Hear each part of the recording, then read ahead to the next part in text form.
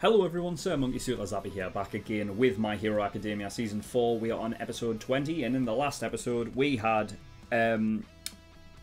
basically for the school festival, we had the band pretty much getting together, and now we know who was doing what. Bakugo is the drummer, which is the best thing. Momo's on keyboard, Jiro is on bass and singing, and she's got an angelic voice, and it's great. And then we have basically the other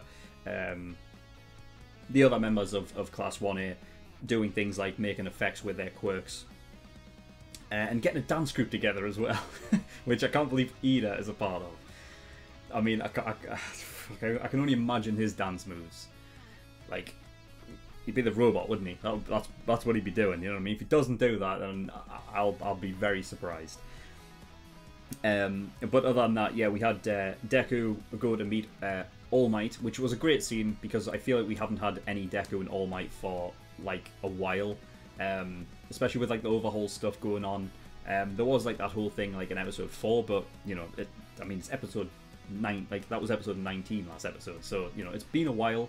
And All Might said that he was going to mentor Deku, and we just haven't had it for a while, so it was just nice to see. And also that little bit of progress that Deku was making. I love it that they managed to spread out the sort of the scaling of Deku's like sort of power and learning stuff, you know, over the course of a long period of time. But the pacing's great for this show. It really fucking is. Honestly, fucking amazes me every time, you know. Now he is learning how to do range attacks with One for All, and what All Might would do is obviously, you know, it's all about wind pressure with One for All, and All Might use that, like, you know, a lot of times, especially with his Detroit Smash. So, you know, I mean, that was pretty much what it was. It was, you know, a full fist punching the air so hard that it would create that massive fucking gust of wind that would shoot forward. And yeah, I mean, Deku had the perfect one. It was the first one that he ever used. That was specific to a name. Like, obviously he had punched before and just said smash, but the one that he came up with on his own, that was one that even, you know, All Might doesn't have, is the Delaware Smash, which is one where he flicks his finger, and he did that back in episode 10, I think, of season 1. And I love the fact that they're bringing that back because it's perfect. It's pinpoint. You can, you know, you know where you're flicking it. You know, I mean, you have more control over your fingers than anything else. You know, that's why, you know, we're able to do all this crazy shit. But but yeah, it was cool to witness that as well, and that, you know, changing the percentage of One for All in movements over the course of a fight or something like that, and not just keeping it on the whole time, is something that for some reason I never even thought about. And so yeah, that's cool. And you know, it's just, I love the show. I love the pacing. I love the fucking, you know, figuring out how he can progress and become better. So yeah, that's just really cool. So yeah, I don't think there's anything else to really talk about. We're just going to get in episode 20. So if you don't want to go watch the reaction, you can do by clicking the link in the description below. There's also the link to the full length there if you do want to watch it in full, you know, completely uncut. You will have to become a full length tier patron over on my Patreon, but the link is there if you want it, you know, so it's there if you want it. But yeah, I don't think there's anything else to really talk about. So we're going to get into episode 20 and see what we get. So without further ado, let's go.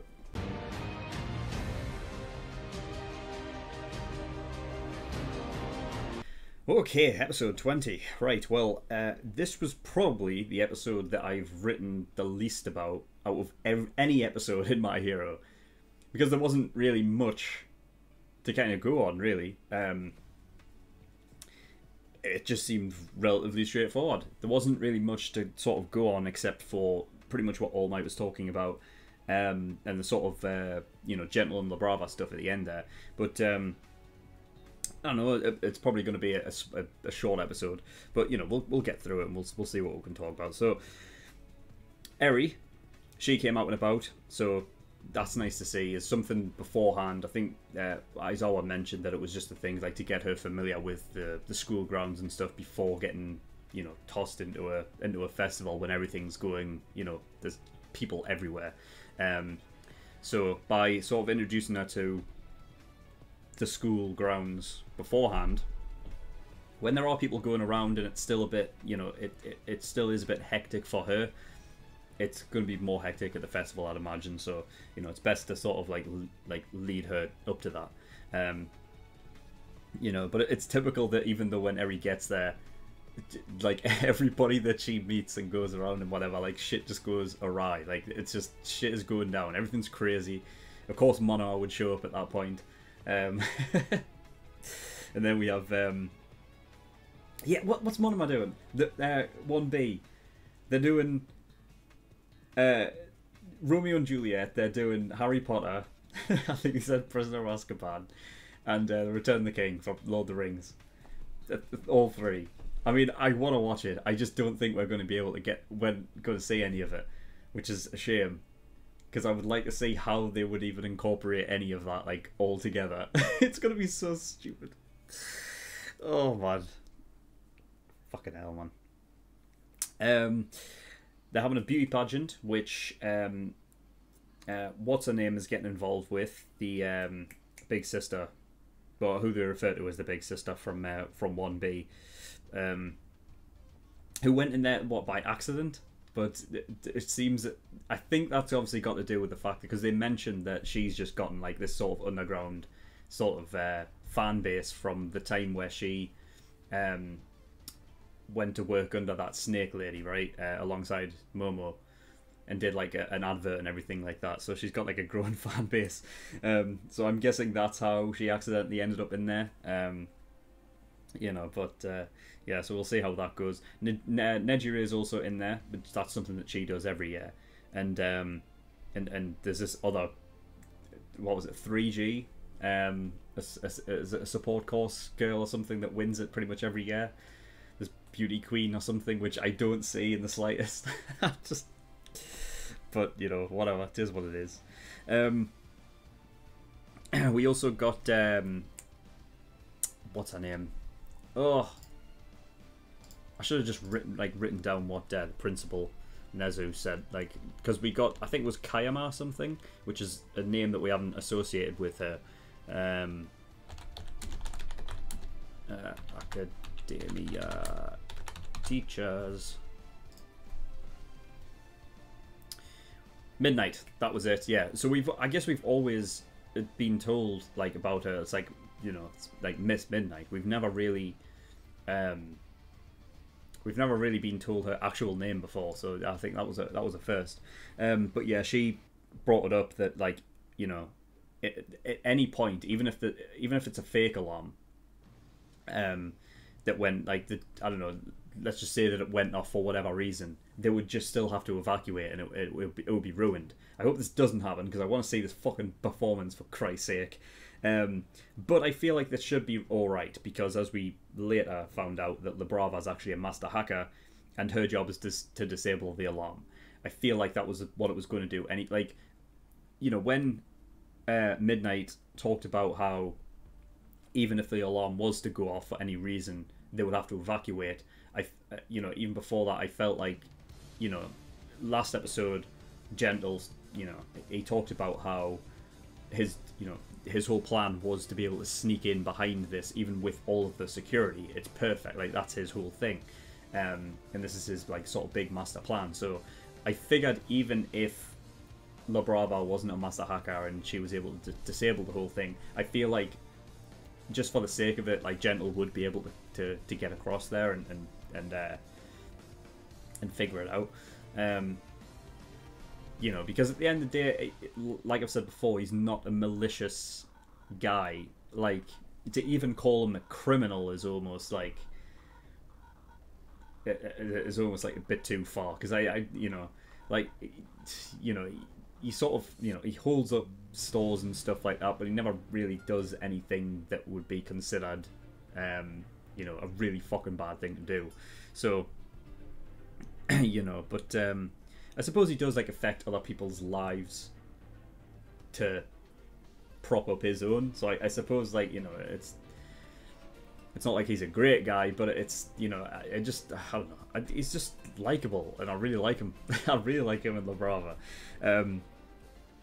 It's such a different, like, flavour with them on the show. You know, like it's nothing we've ever had before, and I just really enjoy them. You know, so yeah, so I'm pretty sure Labrava is going to be able to just disable the system, and that'll be fine. And then it's just a case of how they actually get in. I mean, disabling the system is one thing, but I feel like once the festival is started and everyone's in, they're just going to put up the walls. Or it's something that actually... No, they don't put up the walls, do they? It's somebody who is who doesn't have like a pass or anything like that. The walls just automatically come up before they can get close, right? So it's just going to be a question of how do they get into the school with you know. Do they go in through the front gate? I don't know. Who knows? Because I assume the alarm isn't just tied to the fact like the wall won't go up, right? I think the alarm and the wall going up is sort of tied as one, right? So I guess they could just walk through the front gate, but we'll see.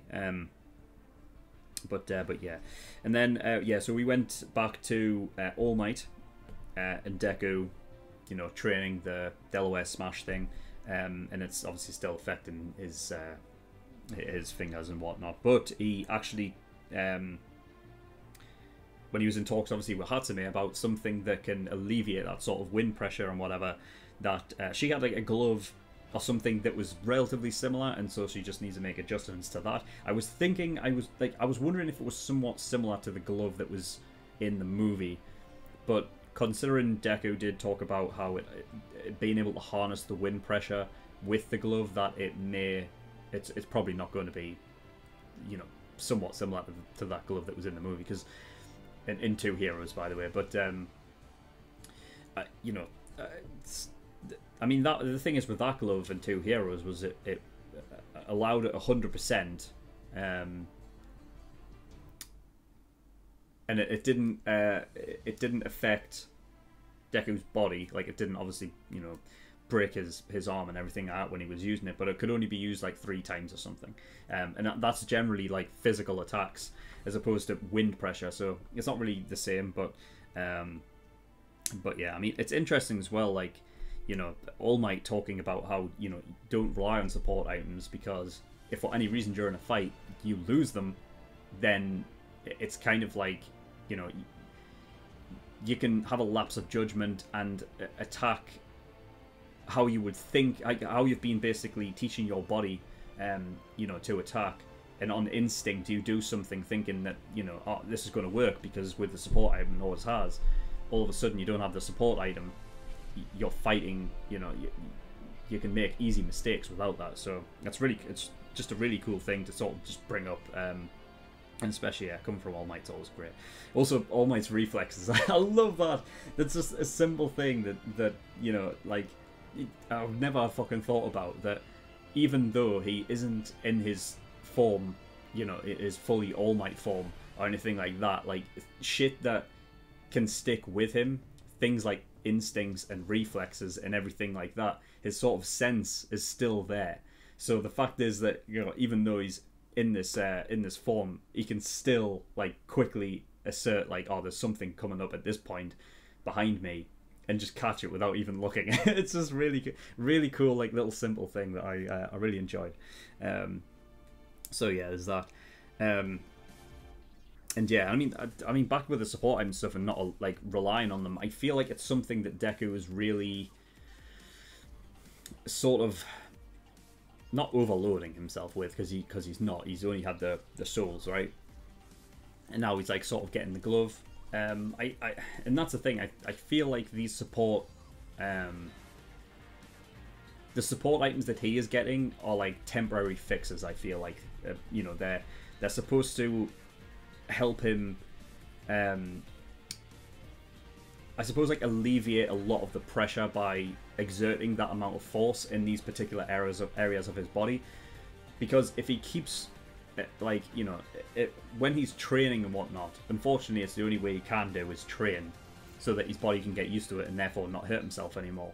But the thing is, if the way he's training and then, you know, you get his fingers and whatnot are getting bruised, that shit can take a while to heal. So all of a sudden you're losing all of this time of trying to train because you have to wait for it to fucking heal. Because if you just keep using it, it's gonna keep getting worse. So I think that's to alleviate a lot of the pressure, so that he's able to keep training, and then eventually, when his body gets used to it, he doesn't need the glove anymore. He'll not need the souls anymore. You know, so I think it's just they're just temporary sort of fixes, so that he can train in the most efficient way possible in the fastest time. You know, so yeah. And then we shifted over to Gentle and La Brava. And basically, like, straight up, and it's just confirming what we already know at this point, that Gentle is, I mean, it's in his name. it's his exact name.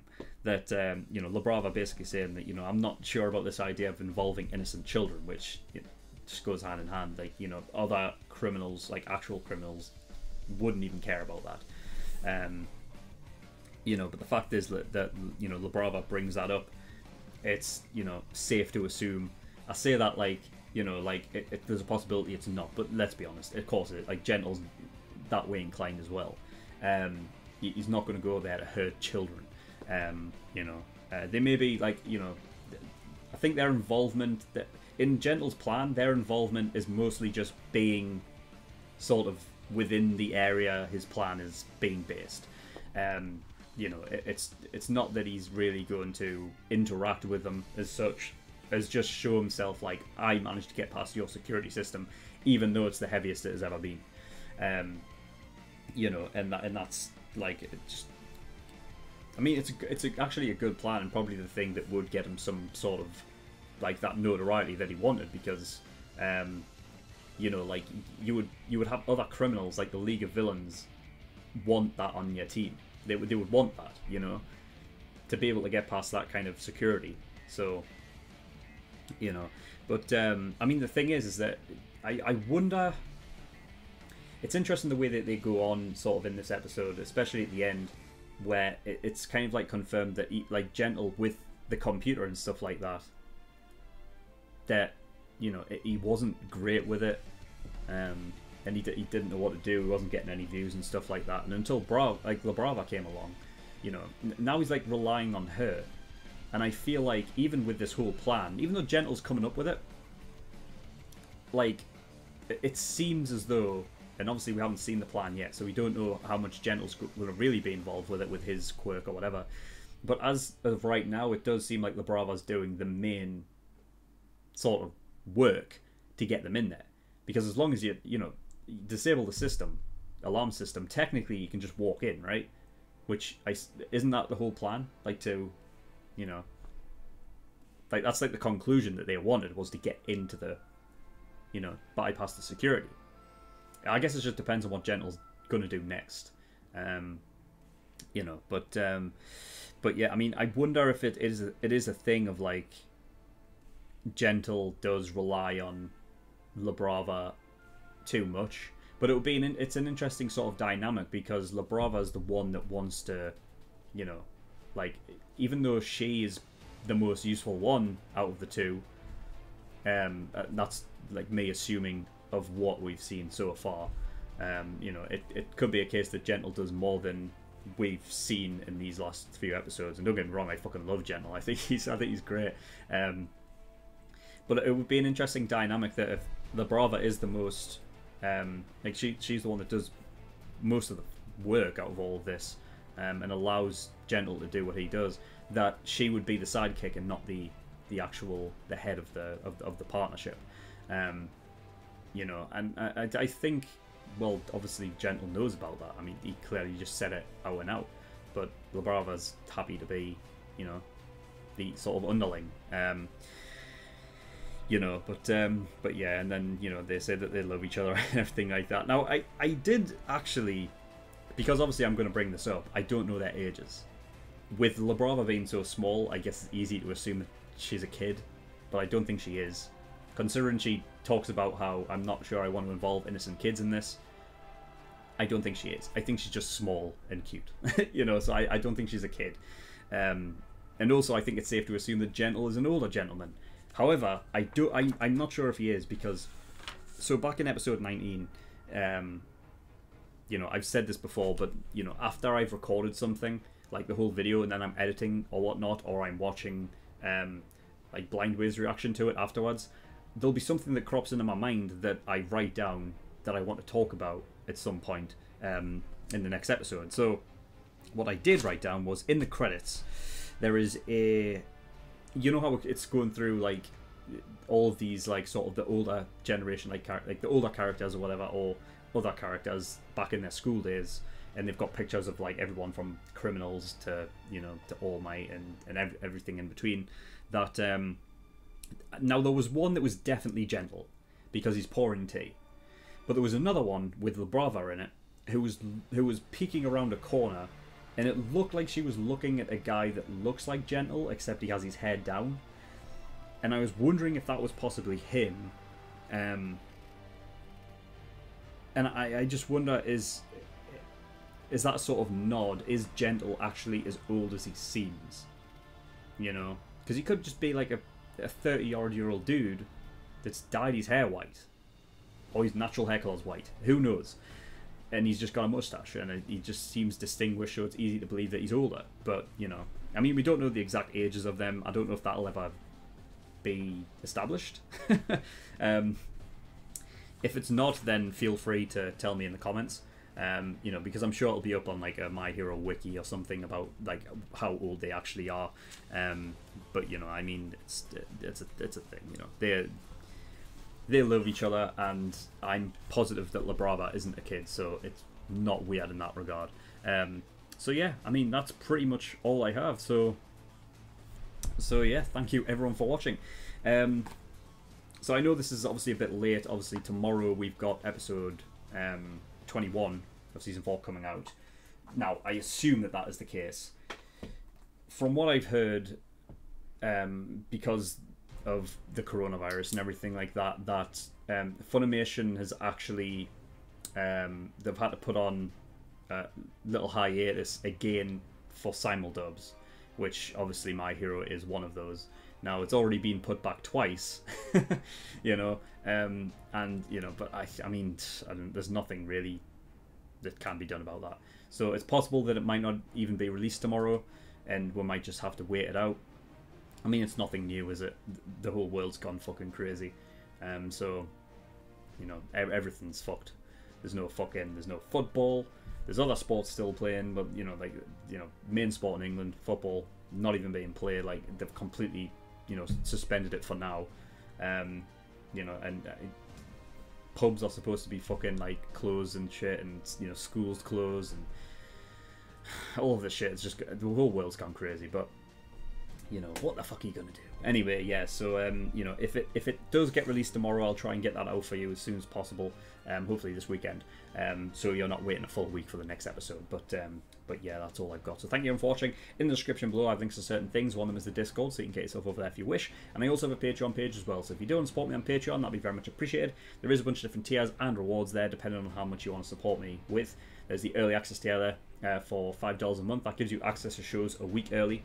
And generally I react to 2 episodes and upload them weekly, so you'll be getting access to 2 episodes early. You know, for the likes of Demon Slayer and everything like that.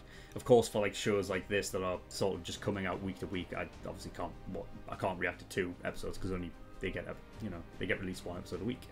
But there's also a full-length tier there for $10 a month. That gives you access to shows like all the episodes in full, uncut, everything like that.